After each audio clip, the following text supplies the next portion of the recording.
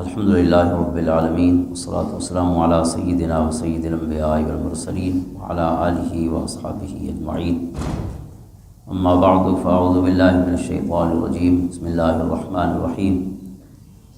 الم تر الی الملأ من بنی اسرائیل من بعد موسیٰ اذ قالوا لنبی لہ ابعث لنا ملکا نقاتل فی سبیل اللہ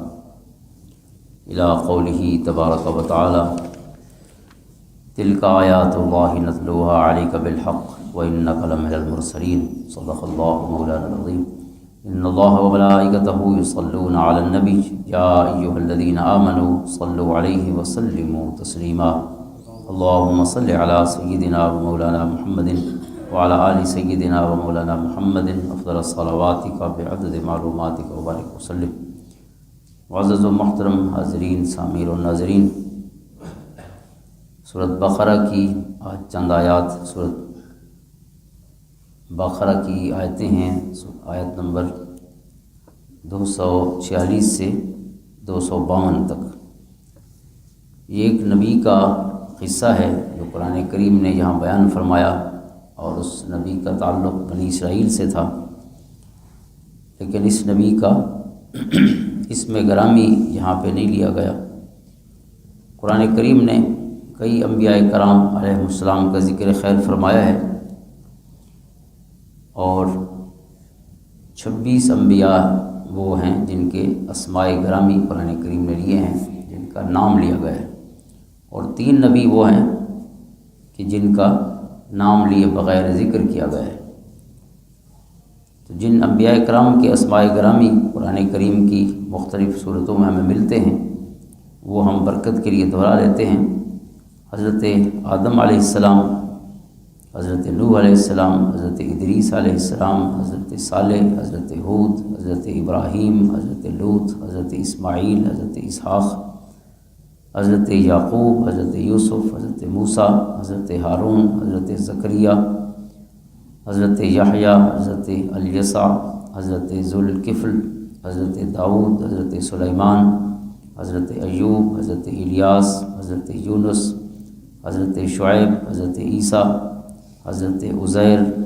اور حضرت محمد صلی اللہ علیہ وآلہ وسلم۔ یہ 26 اسماء جو ہیں قرآن کریم میں لیے گئے ہیں، اور 3 نبیوں کا ذکر ہے لیکن ان کا اسم گرامی نہیں ہے۔ وہ ایک وہ نبی ہیں جن کا آج کی جو آیتیں ہم پڑھیں گے ان میں ذکر ہے، ان کا اسم گرامی حضرت شموئیل یا حضرت شمعون علیہ السلام ہے۔ اس میں اختلاف ہے مفسرین کا، تو زیادہ مفسرین نے حضرت شموئیل علیہ السلام کا نام لیا ہے، اور دوسرے حضرت خضر علیہ السلام ہیں جن کا نام نہیں لیا گیا، ذکر ہے۔ ایک یہ حضرت شموئیل ہیں، دوسرے حضرت خضر ہیں، اور تیسرے حضرت یوشع بن نون ہیں، حضرت موسیٰ علیہ السلام کے جو صاحب تھے، مصاحب تھے، اور ان کے صحابی تھے، ان کے ساتھ تھے، اور وہ منصب نبوت پہ بھی فائز ہوئے۔ تو آج جو آیات ہم پڑھ رہے ہیں یہ حضرت شموئیل علیہ السلام کا ذکر ہے، اور یہ حضرت موسیٰ علیہ السلام کے بعد تشریف لائے، اور بنی اسرائیل کے نبیوں میں سے تھے، جو کہ بنی اسرائیل میں تقریباً 4000 کے قریب انبیاء تشریف لائے، تو ان میں آپ بھی ہیں۔ تو ذکر خیر شروع ہوتا ہے، الم تر الی الملأ من بنی اسرائیل من بعد موسیٰ، کیا آپ نے موسیٰ علیہ السلام کے بعد بنو اسرائیل کے ایک گروہ کو نہیں دیکھا؟ یعنی حضور علیہ السلام کو فرمایا گیا ہے کہ کیا آپ نے ان کی طرف نہیں دیکھا جو حضرت موسیٰ کے بعد گروہ آیا جس کا تعلق بنی اسرائیل سے تھا؟ اذ قالوا لنبی لہم ابعث لنا ملکا نقاتل فی سبیل اللہ، جب انہوں نے اپنے نبی سے کہا۔ اب یہاں نبی صرف ان کا یعنی اشارہ کیا گیا ہے، ان کا نام نہیں لیا گیا۔ تو مفسرین نے اس میں مختلف اسماء لیے ہیں، جن میں سے شمعون بھی ہے اور شموئیل بھی ہے، اور کہیں کہیں شین کی بجائے سین بھی ہے، سموئیل علیہ السلام بھی ہے۔ بہرحال اللہ تعالیٰ بہتر جانتا ہے، تو مختلف روایات کی روشنی میں علماء نے نام کا تعین کیا ہے۔ تو حضرت شموئیل علیہ السلام جو ان کے نبی تھے اس گروہ کے، اس سے انہوں نے کہا کہ ابعث لنا ملکا، کہ آپ ہمارے لیے ایک بادشاہ مقرر کریں، نقاتل فی سبیل اللہ، تاکہ ہم اللہ کے راستے میں جہاد کریں۔ اب تو کہ اللہ رب العزت کی جو مبارک سنت ہے انبیاء کرام علیہ السلام کے بھیجنے کے حوالے سے یا ان کی ذمہ داریوں کے حوالے سے، تو اس کا ایک حصہ یہ بھی رہا ہے کہ کبھی کبھی نبی جو ہے وہ صرف مذہبی جو معاملات ہوتے احکام سے متعلق وہ صرف ان کی بات کرتے خود، اور جب کبھی دنیاوی امور ہوتے تو ان کے لیے وہ اپنی امت میں سے کسی بندے کو مقرر کرتے، اور یہ عموماً دنیاوی امور جو ہے ان کے وہ منتخب لوگ جو ہیں وہ سر انجام دیتے۔ تو یہاں اشارہ اس سنت کی طرف ہے کہ نبی کو امت کہہ رہی ہے کہ آپ ایک بادشاہ مقرر کریں جس کے ساتھ مل کے ہم جہاد کریں۔ اب یہ ایک قوم تھی عمالقہ، جس کا بہت زیادہ ذکر آتا ہے تاریخ میں۔ عمالقہ قوم جو ہے اس کا اختلاف تھا اور جنگ رہتی تھی بنی اسرائیل سے،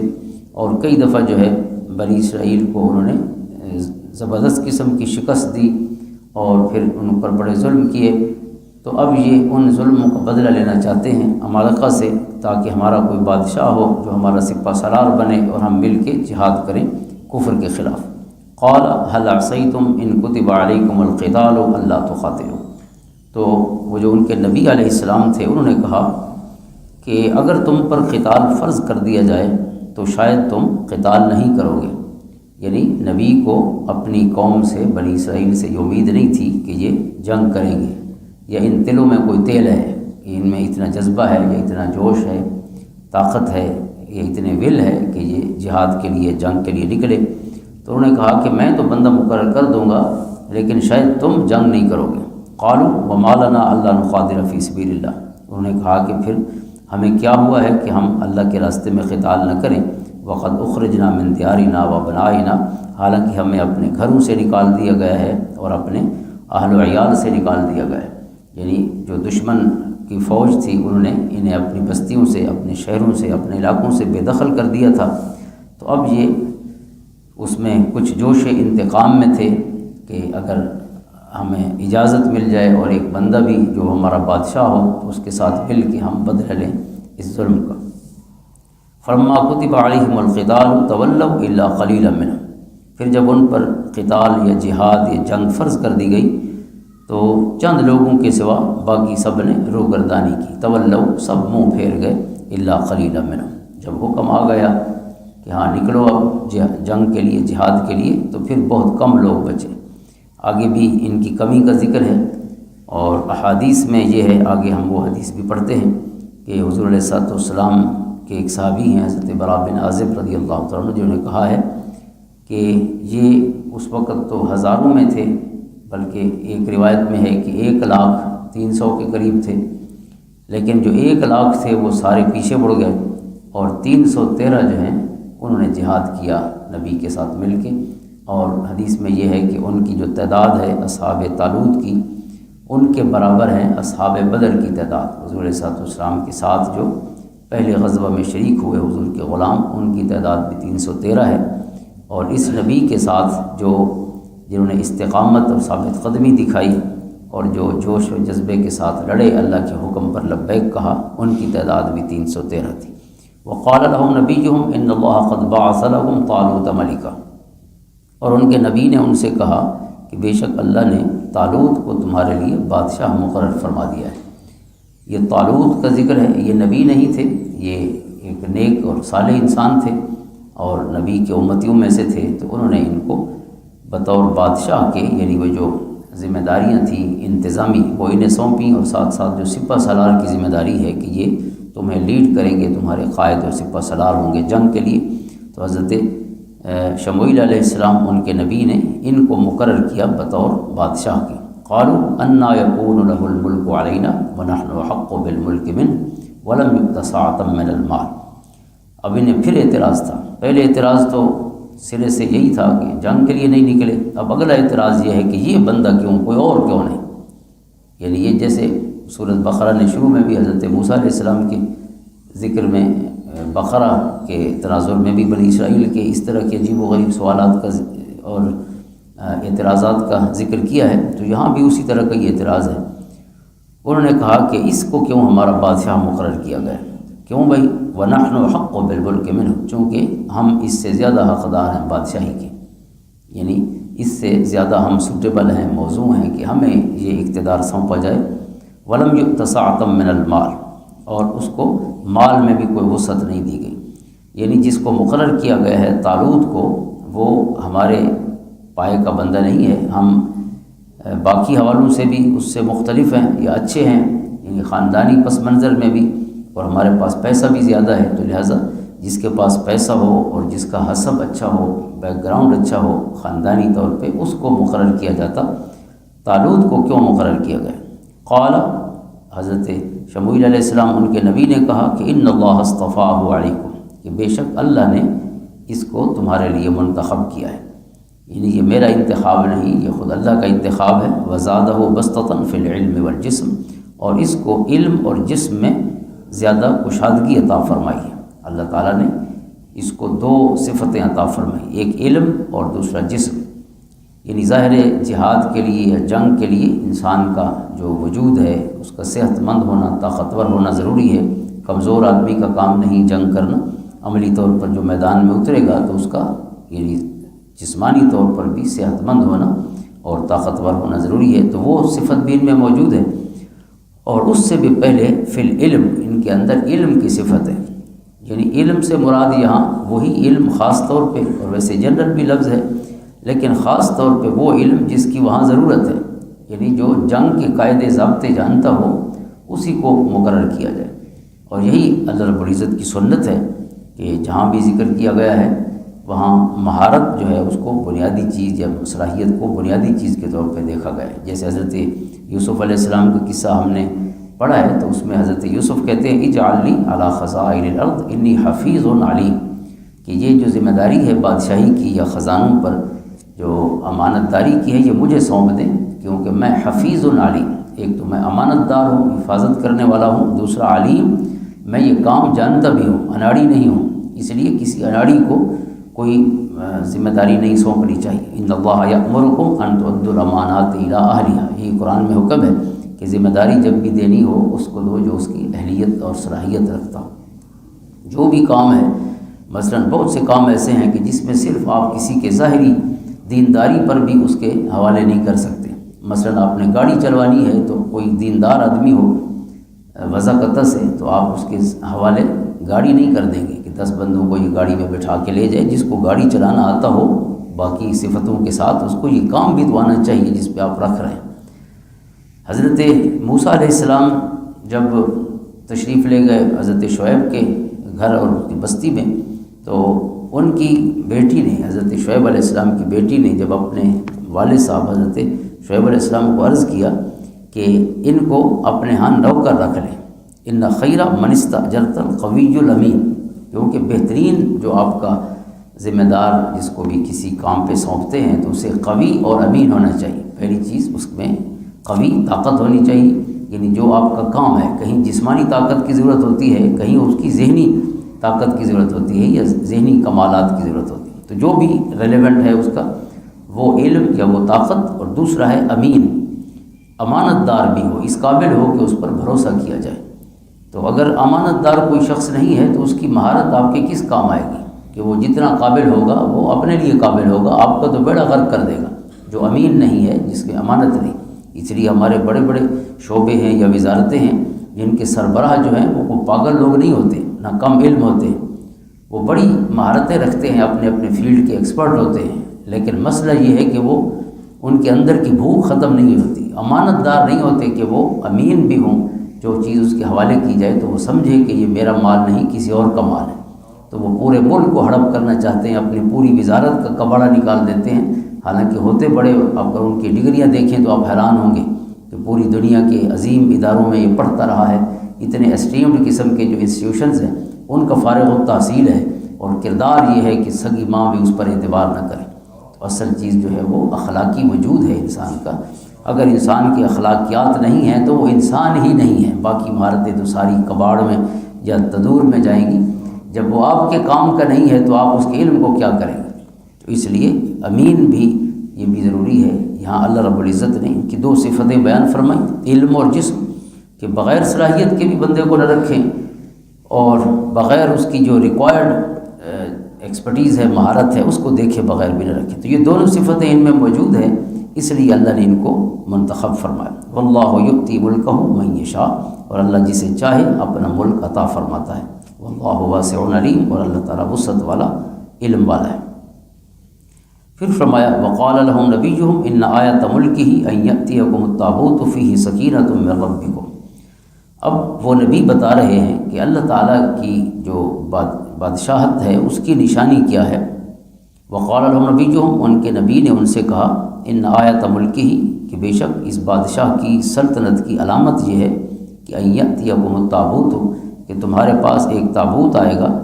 فیہ سکینۃ من ربکم، جس میں تمہارے رب کی طرف سے سکینہ یعنی سکون دینے کا سامان ہوگا، وبقیۃ مما ترک آل موسیٰ و آل ہارون، اور آل موسیٰ اور آل ہارون کی چھوڑی ہوئی یا ان کی استعمال شدہ چیزیں ہوں گی، باقی ماندہ چیزیں ہوں گی، تحملہ الملائکہ، اور اس تابوت کو فرشتوں نے اٹھایا ہوگا۔ ان فی ذلک لآیۃ لکم ان کنتم مؤمنین، بے شک اگر تم مومن ہو تو اس میں تمہارے لیے نشانی ہے۔ اب اللہ رب العزت نے جو ان کو فتح کی خوشخبری عطا فرمائی، تو اس کی علامت کیا تھی کہ تمہارے پاس ایک صندوق آئے گا، ایک تابوت آئے گا، اور اس تابوت میں کچھ چیزیں ہوں گی۔ سب سے بڑی چیز تو سکینہ ہے، اس میں اللہ کی طرف سے سکون کا سامان ہوگا۔ وہ آئے گا تو تمہیں اطمینان ہو جائے گا کہ وہ صندوق نہیں آیا یا تابوت نہیں آیا، بلکہ سکون آ گیا، اتنا اطمینان ہو جائے گا اور اس پر بھروسہ ہوگا اتنا۔ وہ جو بزدلی اگر تھی بھی یا کسی کمزوری کا خیال تھا بھی، تو اس صندوق کو دیکھ کر ہی ختم ہو جائے گا۔ اب اس صندوق میں ہے کیا، اس تابوت میں ہے کیا، کہ جو اللہ کی طرف سے فتح اور مدد و نصرت کی ضمانت بن کے آ رہا ہے، تو اس کے اندر کیا ہے؟ اب یہ بہت سی یہاں پہ احادیث اور روایات علامہ ابن جریر طبری نے جامع البیان میں اور دیگر مفسرین نے بیان فرمائی ہیں، جن کا خلاصہ یہ ہے کہ قرآن کہتا ہے کہ حضرت موسیٰ اور ہارون علیہ السلام دونوں بھائی ہیں، ان کا ذکر خیر ہم پہلے قصص القرآن کے اسی سلسلے میں کر چکے ہیں۔ تو دونوں بھائی ہیں، ان کا بقیہ، ان کی باقی ماندہ چیزیں، تو اس میں کیا تھا؟ حضرت موسیٰ علیہ السلام کا عصا، ان کی الواح، وہ تختیاں جن پر اللہ کی وحی لکھی ہوئی تھی، ان میں سے کچھ تھی وَكَتَبْنَا لَهُ فِي الْأَلْوَاحِ مِنْ كُلِّ شَيْءٍ مَوْعِظَةٍ وَتَفْصِيلًا لِكُلِّ شَيْءٍ، وہ تختیاں تھیں کچھ، اور حضرت موسیٰ علیہ السلام اور حضرت ہارون علیہ السلام کے کپڑے تھے جو وہ پہنتے رہے، اور ان کی نالین تھی حضرت ہارون علیہ السلام کی۔ اب ان کے نالین میں اور استعمال شدہ کپڑوں میں اور عصا میں اللہ کی مدد و نصرت لپٹ کے آ رہی ہے ان کے پاس۔ اب یہ جو آثار ہیں اللہ کے پیارے بندوں کے، یہ ان سے جو تبرک حاصل کرنا ہے یا ان کا بابرکت ہونا ہے، یہ قرآن کریم یہ بھی اور کئی اور آیات بھی ہیں جو اس پر نص ہیں۔ قرآن کریم کہتا ہے ان الصفا والمروہ من شعائر اللہ، صفا اور مروہ پہاڑی ہیں، پتھروں کے بنی ہوں دو پہاڑیاں، لیکن وہ اللہ کی نشانیاں ہیں، شاعر۔ کیوں شاعر اللہ ہے؟ کیونکہ حضرت حاجرہ علیہ السلام کے قدموں کے بوسے لیے انہوں نے، تو اس نسبت سے، حالانکہ حضرت حاجرہ جو ہیں وہ نبیہ نہیں ہیں، وہ ولیہ ہیں، ایک نبی کی گھر والی ہیں اور ایک نبی کی امی ہیں، لیکن بہرحال خود ولیہ ہیں، نبیہ نہیں ہیں۔ لیکن یہ رب کائنات کا اس جو ان کی نسبت تھی، تو گویا ہمارے لیے احترام نسبت کا یہ پیغام ہے کہ اللہ کی بارگاہ میں وہ پہاڑیاں بھی دوسری پہاڑیوں سے جدا ہو گئی ہیں جنہیں کسی کی نسبت حاصل ہوگی۔ اسی طرح سورہ یوسف میں ہم پڑھ چکے ہیں کہ حضرت یوسف علیہ السلام اپنی قمیص دیتے ہیں۔ اب آنکھیں دینے والی تو اللہ کی ذات ہے، لیکن وہ جب عطا فرماتا ہے بصارت، تو حضرت یوسف کی قمیص میں لپیٹ کے عطا فرماتا ہے۔ اذهبوا بقمیصی ھذا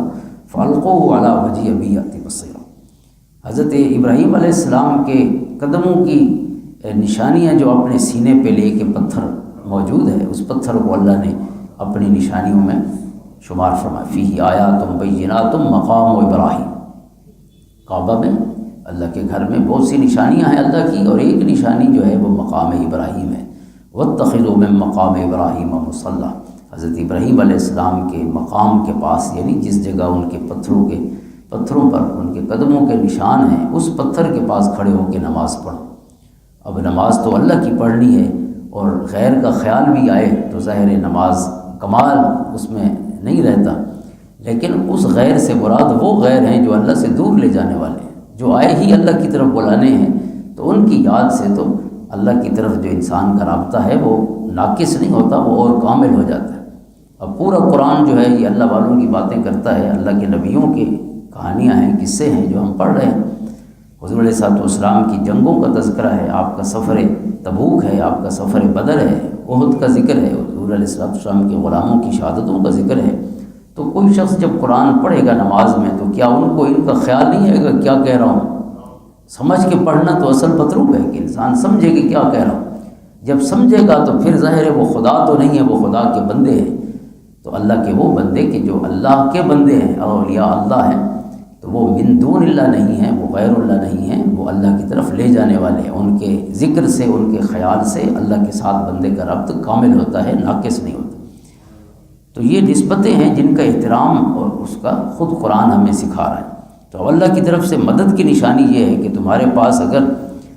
انبیاء کرام علیہ السلام کے وہ تبرکات، ان کے وہ آثار آ گئے تو سمجھے اللہ کی مدد آ گئی۔ پھر فرمایا اب یہ حضرت طالوت علیہ السلام ان کے ساتھ اب ان کے قائد بن کر اور سپہ سالار اور بادشاہ بن کر اب یہ روانہ ہو رہے ہیں جنگ کے لیے۔ اور جو عمالقہ تھے اس وقت ان کا سردار یا بادشاہ جو تھا وہ جالوت تھا، اس کا نام جالوت تھا۔ آگے ان آیتوں میں اس کا ذکر ہے۔ تو طالوت جو ہیں وہ جالوت کے مقابلے کے لیے جا رہے ہیں۔ فلما فصل طالوت بالجنود، اور جب طالوت اپنے لشکروں کو لے کر روانہ ہوئے، قال ان اللہ مبتلیکم بنہر، انہوں نے کہا کہ اپنے لشکر والوں سے کہ اللہ تعالیٰ تمہیں ایک دریا کے ذریعے آزمانے والا ہے، اللہ تمہیں آزمائش میں ڈالے گا ایک دریا کے ذریعے۔ اور وہ کیا آزمائش ہے؟ آزمائش یہ ہے کہ آپ دریا سے گزریں گے، اور یہ لمبا سفر تھا، اور دریا سے جب گزریں گے تو پیاس بھی لگی ہوگی۔ اب اللہ کا حکم یہ ہے کہ پانی نہیں پینا، سیر ہو کر پانی نہیں پینا، ہاں چلو بھر اگر کوئی پی لے تو خیر ہے، لیکن زیادہ پانی نہیں پینا۔ اب یہ اخلاقی انضباط ہے کہ انسان باقی ثابت قدمی تو پھر دکھائے گا، پہلے ذرا یہ پانی کے حوالے سے بھی اپنی جو خواہش ہے اس پر کنٹرول کر سکتا ہے کہ نہیں، کیونکہ اسلام جو ہے وہ خواہشوں کو کنٹرول کرنے کا نام ہے۔ اپنی خواہشیں جو ہیں ان کو اللہ کی اطاعت میں دینے کا نام ہے، اس کے محبوب علیہ الصلوۃ والسلام کی سنت اور شریعت کی تابعداری میں دینے کا نام ہے اسلام۔ تو اس لیے پہلی آزمائش یہ ہے کہ ذرا پتہ چلے کہ ادھر پیاس لگی ہے، ادھر حکم ہے فمن شرب منہ فلیس منی، نبی کہہ رہے ہیں کہ جس نے یہاں سے پانی پیا وہ مجھ سے نہیں ہے، اس کا میرے ساتھ کوئی تعلق نہیں۔ لہٰذا پیاس بھی ہے اور پانی بھی ہے، ضرورت بھی ہے، لیکن اللہ کے حکم کی وجہ سے پانی پینا نہیں ہے، یہ آزمائش ہے۔ ومن لم یطعمہ فإنہ منی، اور جس نے وہاں سے پانی نہ پیا تو وہ میرے طریقہ پر ہے۔ الا من اغترف غرفۃ بیدہ، مگر یہ کہ وہ چلو بھر اپنے ہاتھ سے پی لے، یعنی چلو بھر پانی پینے کی اجازت ہے، اس سے زیادہ جو ہے جس نے پانی پیا سیر ہو کر تو اس کا ہمارے ساتھ کوئی تعلق نہیں۔ فشربوا منہ الا قلیلا منہم، بس وہاں سے پانی پی لیا مگر بہت تھوڑے لوگوں نے، یعنی باقی جو ہے اکثر انہوں نے پانی پی لیا، جیسے میں نے پہلے کہا ہے کہ پینے والے زیادہ تھے اور جنہوں نے پانی نہیں پیا وہ کم تھے۔ اب یہ حدیث پاک جو حضرت برا بن عازب رضی اللہ تعالیٰ عنہ سے یہ مبارک الفاظ ہیں بخاری شریف کے، آپ فرماتے ہیں کہ کنا نتحدث ان اصحاب بدر 300 بعدت اصحاب طالوت الذین جاوزوا معه النہر، کہ آپ فرماتے ہیں کہ ہم یہ آپس میں باتیں کیا کرتے تھے کہ جو اصحاب بدر ہیں ان کی تعداد 310 اور کچھ ہے، یعنی 313، اور یہ جو تعداد ہے یہ اصحاب طالوت کی تعداد کے برابر ہے۔ حضرت طالوت کے ساتھ جو لوگ چلے تھے نہر، جنہوں نے کامیابی سے پار کی، یعنی وہ بہت سے تو وہ تھے جنہوں نے پانی پی لیا تو وہ تو رہ گئے، لیکن باقی تھوڑے سے بچ گئے۔ وما جاوز معه الا مؤمن، اور ان کے ساتھ جو اس نہر سے کامیابی سے نکلے وہ مومن ہی تھے، ایمان والے تھے، اور وہ چند تھے، یعنی وہ برابر تھے اس تعداد کے 313۔ اب حضور علیہ الصلوۃ والسلام کے جو غلام ہیں بدر والے تو وہ ان کی تعداد کے برابر، تو اکثر نے پانی پی لیا اور بہت تھوڑے ہیں الا قلیلا منہم جنہوں نے ان کی بات پر عمل کیا۔ فلما جاوزہ ہوا والذین آمنوا معه، جب وہ عبور کر گئے دریا کو اور ان کے ساتھ ایمان والے بھی، قالوا لا طاقت لنا اليوم بجالوت وجنودہ، تو وہ جو پانی پینے والے تھے ان کی ہمت جواب دے گئی ظاہر ہمت تو جواب دینا تھی، کیونکہ انہوں نے اللہ کی نافرمانی کی تھی،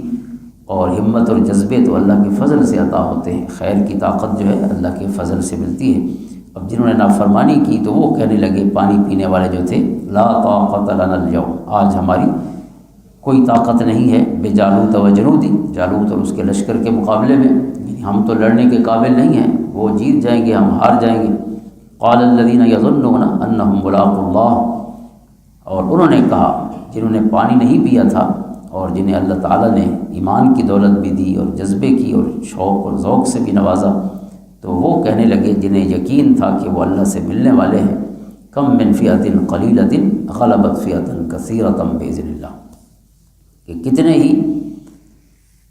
قلیل جماعتیں ہیں، کتنی ہی قلیل جماعتیں ہیں کہ جو غالب آ گئی کثیر جماعتوں پر اللہ کے حکم سے۔ یعنی جنگ جو ہے وہ عدد سے نہیں ہوتی، جنگ جذبے سے ہوتی ہے اور اللہ کے فضل اور اس کی نصرت سے ہوتی ہے۔ تو کتنے لوگ تھے کہ جو تھوڑے تھے، کم من فئۃ قلیلۃ، لیکن غلبت فئۃ کثیرۃ بإذن اللہ، بڑی بڑی جماعتوں پر وہ غالب آ گئے۔ حضور صلی اللہ علیہ وسلم کے غلام بھی بدر میں 313 تھے، مقابلے میں 1000 کے قریب تھے، 900 سے 1000، اور ان کے پاس اسلحہ بھی تھا، سواریاں بھی تھیں، تمام تیاریاں بھی مکمل تھیں، لیکن اللہ تعالیٰ نے حضور کے غلاموں کو فتح عطا فرمائی۔ حضرت اقبال کہتے ہیں، کافر ہے تو شمشیر پہ کرتا ہے بھروسہ، مومن ہے تو بے تیغ بھی لڑتا ہے سپاہی۔ تو اصل جو ہے وہ جذبے لڑتے ہیں، تلواریں اور اسلحہ نہیں لڑتا، لیکن بہرحال اعدوا لهم ما استطعتم من قوة، اللہ کا حکم ہے کہ اپنے اسلحے بھی پورے رکھو، یہ نہیں کہ انسان اسباب کو بالکل چھوڑ دے، اسباب اختیار کرنا چاہیے، لیکن مدد اور نصرت جو ہے وہ اللہ سے طلب کرنی چاہیے اور اسی سے امیدیں وابستہ کرنی چاہیے۔ وعلی اللہ فلیتوکل المؤمنون، ایمان والوں کو بھروسہ ہمیشہ اپنے رب کی ذات پر کرنا چاہیے۔ ولما برزوا لجالوت وجنودہ واللہ مع الصابرین، اس آیت کا آخری کلمہ ہے کہ اور اللہ تعالیٰ صبر کرنے والوں کے ساتھ ہے۔ صبر سے مراد یہاں وہ حوصلہ ہے یا ثابت قدمی ہے، اللہ ان کے ساتھ ہے جو ثابت قدم رہتے ہیں۔ ولما برزوا لجالوت وجنودہ قالوا ربنا افرغ علینا صبرا وثبت اقدامنا وانصرنا علی القوم الکافرین، اور جو جالوت اور اس کے لشکریوں کے سامنے صف آرا ہوئے تو انہوں نے یہ دعا کی، یعنی حضرت طالوت کے جو ساتھی تھے، اور جب وہ مقابلے میں آئے جالوت اور ان کے لشکر کے، تو یہ دعا کی، ربنا افرغ علینا صبرا، اے اللہ ہم پر صبر انڈیل دے، ہمیں صبر عطا فرما، یعنی ثابت قدمی، وثبت اقدامنا، اور ہمیں ثابت قدم رکھ، وانصرنا علی القوم الکافرین، اور کافروں کی قوم کے خلاف ہماری مدد و نصرت فرما۔ اب یہ دعا کی حضرت طالوت کے ساتھیوں نے جو 313 تھے، فہزموہم بإذن اللہ، قرآن کہتا ہے تو اللہ کے حکم سے انہوں نے ان کافروں کو شکست دے دی، اللہ کی مدد جو مانگی تھی اللہ نے مدد عطا فرما دی اور یہ فتح یاب ہوئے۔ وقتل داؤد جالوت، اور جالوت جو ان کا سربراہ تھا یا بادشاہ تھا دشمن کا، اس کو قتل کیا طالوت کے لشکر میں سے داؤد نے۔ یہ داؤد کون ہے؟ یہ حضرت داؤد علیہ السلام ہے، اس وقت جوان تھے بالکل، ابھی یعنی ان کی عمر مبارک جو ہے بالکل جیسے نئی نئی جوانی ہوتی ہے، عنفوان شباب، وہ عمر تھی، اور ابھی منصب نبوت پہ فائز نہیں ہوئے تھے حضرت داؤد علیہ السلام، اور حضرت طالوت کے لشکر کا حصہ تھے۔ تو انہیں اللہ نے یہ شرف عطا فرمایا کہ یہ آگے بڑھ کر جالوت، جس کے مقابلے کی کسی میں ہمت نہیں تھی، یہ آگے بڑھے اور انہوں نے جالوت کو قتل کر دیا، حضرت داؤد علیہ السلام۔ وَآتَاهُ اللَّهُ الْمُلْكَ وَالْحِكْمَةَ، اور انہیں اللہ نے پھر سلطنت اور حکمت عطا فرمائی۔ حضرت داؤد کو رب کائنات نے بادشاہت بھی عطا فرمائی۔ انشاءاللہ آگے ہم ذکر جو ہے اگلے درس میں حضرت داؤد علیہ السلام کا ہی کریں گے۔ تو انہیں ملک بھی دیا گیا اور حکمت اور وزڈم بھی دی گئی، یعنی آپ کو نبوت بھی عطا فرمائی گئی۔ وَعَلَّمَهُ مِمَّا يَشَاءُ، اور اللہ تعالیٰ نے جن چیزوں کا چاہا ان کو علم بھی عطا فرمایا۔ اور پھر آگے ایک اصول بیان فرمایا گیا ہے، وَلَوْلَا دَفْعُ اللَّهِ النَّاسَ بَعْضَهُم بِبَعْضٍ، اور اگر اللہ تعالیٰ بعض لوگوں کے شر کو بعض نیک لوگوں کے سبب سے دور نہ فرماتا تو لفسدت الارض، زمین پر فساد پھیل جاتا یا زمین تباہ ہو جاتی۔ ولیکن اللہ ذو فضل عظیم، لیکن اللہ تعالیٰ تمام جہانوں پر فضل فرمانے والا ہے۔ یعنی اللہ تعالیٰ جب طاقت اور قوت اور غلبہ دیتا ہے تو ایک حد تک دیتا ہے، مطلق العنان کسی کو نہیں بناتا۔ اگر کوئی حد سے بڑھنے لگتا ہے تو تو پھر اللہ تعالیٰ وہ جذبہ جو ہے جو غلبہ ہے یا طاقت ہے وہ سلب کر لیتا ہے. کیسے؟ اس پر کسی اور کو مسلط کر لیتا ہے. اور جو جس کو مسلط کرتا ہے ضروری نہیں کہ وہ بڑا طاقتور ہو، کبھی کبھی بڑی تھوڑی جماعتیں بھی بڑے بڑے لشکروں کو ختم کر دیتی ہیں اور شکست دے دیتی ہیں. یہ اللہ تعالیٰ نے اپنا وہ اصول بیان فرمایا، اپنی سنت بیان فرمائی جو ہمیشہ سے لاگو ہے دنیا میں. تلک آیات اللہ نتلوہا علیک بالحق، یہ اللہ کی آیات ہیں جنہیں ہم حق کے ساتھ آپ پر تلاوت فرماتے ہیں. وَإِنَّكَ لَمِنَ الْمُرْسَلِينَ، اور بے شک اے محمد صلی اللہ علیہ وسلم آپ ضرور رسولوں میں سے ہیں. اللہ تعالیٰ نے آپ کی یہاں رسالت کی گواہی عطا فرمائی اور اس موضوع کو اس آیت پر مکمل فرمایا. یہ دوسرے پارے کی آخری آیت ہے. تو اب یہاں پہ اگر دیکھیں کہ ان آیات میں جو ہمارے لیے اسباق ہیں، بہت سے سبق تو آپ سماعت فرما چکے ہیں. سب سے بڑی چیز تو یہ ہے کہ کامیابی جو ہے کسی بھی سلسلے میں ہو تو وہ اللہ کی طرف سے ہی مقدر ہوتی ہے، لیکن انسان کو اپنی کوشش پوری کرنی چاہیے. یہ دنیا جو ہے یہ آزمائش ہے، اللہ تعالیٰ آزماتا ہے. جو اس کی آزمائش پہ پورا اترتا ہے اللہ تعالیٰ اسے اپنی مدد و نصرت سے نوازتا ہے. اور پھر احترام نسبت کے حوالے سے کہ بزرگوں یا اللہ کے پیارے بندوں کے ساتھ جو منسوب چیزیں ہیں، مقامات ہیں یا اشیاء ہیں، ان کا ادب و احترام کرنا جو ہے یہ قرآن کریم کا پیغام ہے. اور ہمارے پیارے نبی احمد مجتبیٰ محمد مصطفیٰ علیہ افضل التحیت والثناء کی بہت سی احادیث ہیں بخاری مسلم کی کہ حضور علیہ السلام کا جبہ مبارک، حضور کا عصا، آپ کے استعمال شدہ کپڑے، حضرت عائشہ رضی اللہ تعالیٰ عنہ، حضرت اسماء بنت ابی بکر، کئی اور صحابہ، حضرت انس بن مالک کے پاس حضور کا پیالہ تھا، حضرت سہل بن سعد ساعدی کے پاس حضور کا پیالہ محفوظ تھا، حضرت عبداللہ بن سلام کے پاس حضور کا پیالہ تھا جن سے وہ خود بھی پانی پیتے اور دوسروں کو پلایا کرتے برکت کے لیے. تو اس طرح کی چیزوں سے برکت حاصل کرنا جو ہے یہ قرآن کریم کا پیغام ہے. اور پھر اس میں جو سکینہ کا ذکر ہے اللہ کی طرف سے ہی مدد و نصرت، یعنی جیسے حضور علیہ السلام کے غلاموں کو کہا گیا بدر کے ذکر میں سورۃ انفال میں ہے کہ اب عین جو حالت جنگ تھی اللہ تعالیٰ نے وہاں یہ کرم فرمایا حضور کے غلاموں پر کہ اب 313 ہیں اور ادھر ایک بڑا لشکر ہے اتنا بڑا 1000 کے قریب، اور اللہ تعالیٰ نے یہ کرم فرمایا کہ حضور کے غلاموں کو رات کو بھرپور نیند عطا فرمائی. حالانکہ خوف کی وجہ سے نیند نہیں آتی انسان کو، تو یہ اللہ کی طرف سے وہ سکینہ تھا جسے سورۃ انفال میں بیان فرمایا گیا کہ اتنا بڑا لشکر ہے اور یہ فکر نہیں کہ صبح کیا ہوگا، رات کو بھرپور نیندوں کے مزے لے رہے ہیں حضور کے غلام. فرمایا یہ اللہ کی طرف سے وہ کرم تھا کہ صبح جب اٹھیں تو تر و تازہ ہو کے اٹھیں. تو یہ سکینہ کا نزول اللہ کی طرف سے ہوتا ہے. کوئی شخص کروڑ پتی ہو کر بھی اتنا بے سکون ہوتا ہے کہ اسے رات کو نیند نہیں آتی، اور کسی کے پاس کچھ نہیں ہوتا لیکن ایسی میٹھی نیند اور مزے لیتا ہے. زندگی کی جو کہتے ہیں زندگی کی اونٹنی کا خوب دودھ پیتا ہے اور مزے لیتا ہے. ہم ورنہ زندگی کو اکثر لوگ جو ہیں وہ سرائکی میں آتے ہیں، سرائکی جاتے ہیں بھائی زندگی کو بتریں دے راندن تکنا سی کے پیدے نہیں. پوری زندگی جو ہے وہ زندگی کو سی کے یعنی لباس کی صورت میں اس کے مزے نہیں لیتے. پوری زندگی ان کا کام ہی ختم نہیں ہوتا کہ کبھی بیٹھ کے اس زندگی سے یا اللہ کی عطاؤں سے، اس کی عنایتوں سے، اس کی نعمتوں سے مزے لیں اور سکون کی دولت جو ہے وہ حاصل کریں. حدیث پاک ہے حضرت ابو ہریرہ رضی اللہ عنہ اس کی روایت فرماتے ہیں، ایک طویل حدیث ہے، اس کے آخری کلمات ہیں کہ من سلک طریقا یلتمس فیہ علما سہل اللہ لہ بہ طریقا الی الجنہ. جو شخص علم کے راستے پر چلا اللہ تعالیٰ نے اس کے لیے جنت کا راستہ آسان کر دیا.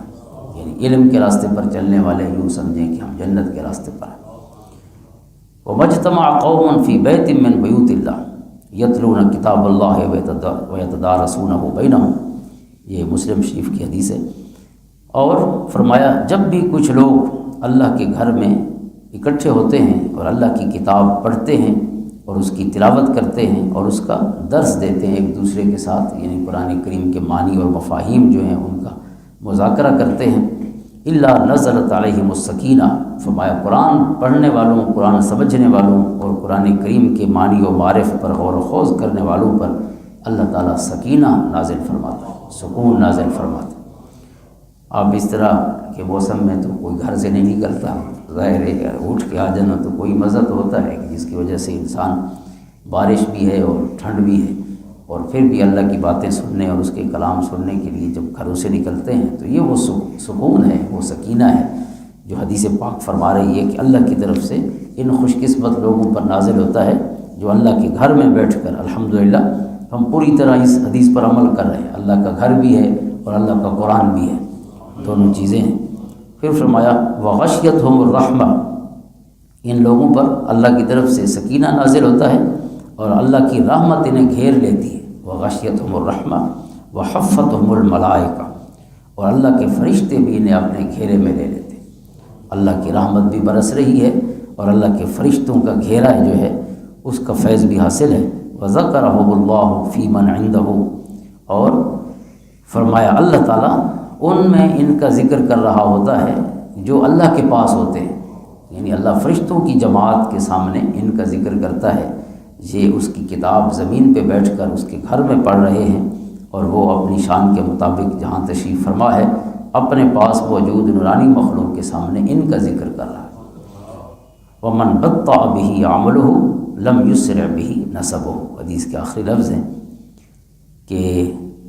جس کے عمل نے اسے پیچھے چھوڑ دیا، یعنی جس بندے نے عمل نہیں کیا، جس کے عمل نے اسے پیچھے چھوڑ دیا، اس کا نسب اسے تیز نہیں کر سکتا۔ کہ انسان کہے کہ بس میں اچھے لوگوں کی اولاد ہوں، بس اسی پہ بیٹھا رہوں، فرمایا جس کے عمل نے اس کو مہمیز نہیں دی، اس کو طاقت اور قوت نہیں دی، تیز نہیں کیا، تو اس کے صرف نسب بھی اس کو تیز نہیں کر سکتا۔ تیز ہونے کے لیے جو ہے عمل کی مدد و نصرت لینا پڑتی ہے، جس لیے یہ قرآن آیا ہے، اس کے رسول کی سنت موجود ہے۔ اللہ تعالی ہمیں عمل کی توفیق عطا فرمائے۔ جو اسباق بھی ان آیات میں ہیں اللہ تعالیٰ انہیں سمجھنے کی اور انہیں ان کے مطابق اپنی زندگیاں ترتیب دینے کی توفیق اور شرف نصیب فرمائے۔